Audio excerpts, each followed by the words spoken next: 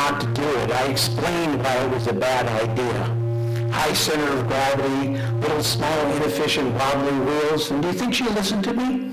Yeah, for about 2 weeks, and then she just did it anyway. Perched on top of the precipice, I couldn't stop her in time.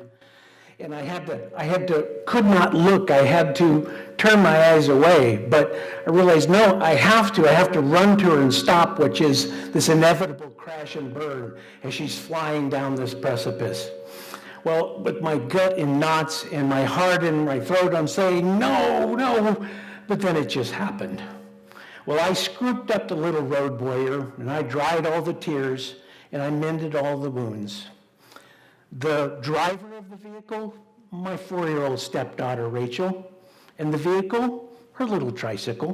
Did she know what she was doing? Well, she thought she did. She had done this 100 times before with her big wheel down that same steep driveway of grass and dirt and gravel and sliding sideways at the last minute to avoid collision with the closed garage doors and belly laughing each and every time. Well, did she know what she was doing? She thought she did. But just like Rachel, I too have crashed and burned doing impossibles. And just like Rachel, I had to learn the hard way, and not just once, but 2 or 3 times. You see, I was that kid too. Well, I learned eventually that it's a good idea if you get it right the first time, and certainly cheaper in business, but I also learned it's okay to crash, as long as I didn't repeat the burn too often.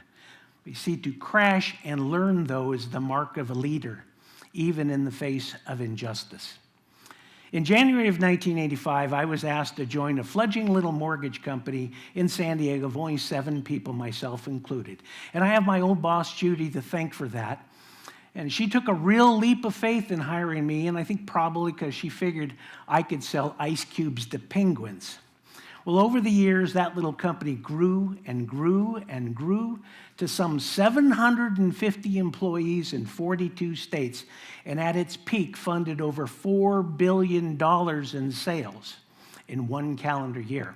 Then I got promoted to Western Regional Sales Manager, and I was very proud to help my salespeople by removing the obstacles from their path so they could be the best that they could be. But nobody saw this last obstacle coming, because then 2008 happened. And talk about your industry crash and burn nationwide. Well, I'm sure a lot of people here can relate to what it must have felt like to watch 23 years of business come unraveled and fall apart at the seams right before your eyes. Well, I had to be a little scared, and I was a little hollow inside. And of course, I was pondering that number one then question at that time: what now? Well, the answer to what now was to learn. And just like my boss, Judy, we learned to pick ourselves up, even after losing essentially everything, and just start all over again. Well, sometimes a crash can come in the form of personal hardship or health problems. And I am reminded of my number one all-time female heroine, a young woman friend of mine named Mackenzie Klein, Mac to me. Well, Mac was born with a 3-chambered heart, only 1 kidney, and her spleen on the wrong side of her body. And before she was even 2 years old, Max had 2 open heart surgeries, but this little girl never crashed and burned. See, even at the young age of 10 years old, she took everything she'd learned with her own personal tragedies, and she became the national spokesperson of the Children's Heart Foundation, and went on to earn over $1 million for CHF before she was 16 years old. Now, who does that? Well, just like myself and these women leaders, in dealing with our personal crash and unjust situations, we didn't burn, we learned. And part of that was because we learned to be selective listeners. You know, I've been told I'm a bad listener, and I admit it, I am. And I also kind of think that's one of my biggest strengths in business. Now, I know what you might be thinking out there. Yeah, typical man, bad listener. Well, am I right? But hear me out on this, because it might be what you're thinking about.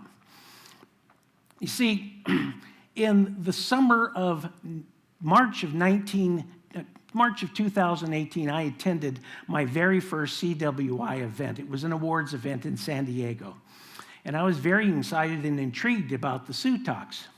So when after the event was all over, I turned to a CWI member at my table, and I said to her, I said, wow, these talks sound awesome, and I think I might like to do that someday. Well, she very diplomatically and very, very politely turned to me and said, well, John, that's a very noble goal, but I don't think that will be I don't think that will be possible. Impossible, you say. Well, fast forward to May 14, 2019. Impossible, you say? Well, I don't think I heard you. See, there's that bad listener thing again.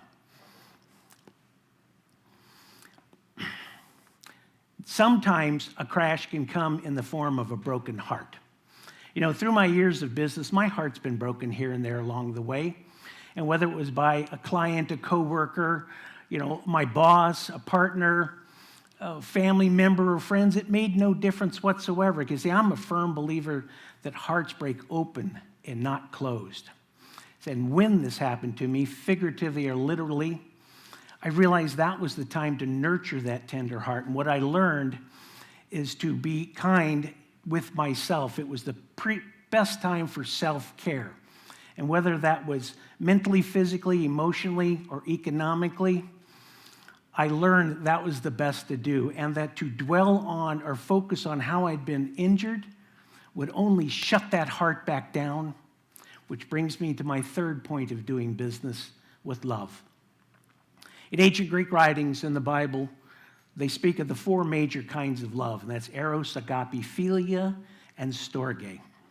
Well, eros we all know to be romantic love, and agape, that's unconditional love, like how your dog feels about you. You know, and philia is brotherly love, or in this case, more appropriately tonight, sisterly love. But storge. Now, if doing your impossible is going to involve doing business with real-life human beings like mine does, you're going to want to mindfully embrace and learn this kind of love that concentrates on long-term quality relationships with deep roots that can withstand, learn, and survive the little crashes along the way. And by the way, that is the one thing that helped me out both after that 2008 debacle. You know, I've learned a lot from the women leaders in my life, and quite frankly, I had a lot of fun along the way. And on that note of fun, I'd like to share a personal story with you. You know, I have a very dear friend of mine who's probably in the audience here tonight, and you know who you are. And every once in a while, I have this tendency to extrapolate or pontificate on some patent idea, banal concept, or innuendo, and she will stop me and give me the old, you know, the old shrug and the sigh and the roll of the eyes, and she'll look at me and say, "You are such a chick." So I generally just kind of laugh and say, "Gee, thanks. I'll take that as a compliment."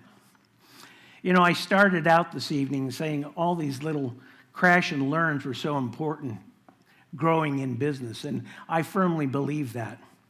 And I firmly believe that if you never roll the dice, if you never risk the crash, you'll never really learn, and you'll probably never start your impossible. So those are my little gems to help with your impossibles tonight. And as the poet Shel Silverstein said, although I cannot see your face as I flip these poems a while, somewhere from some far-off place, I'll hear you laughing and I'll smile.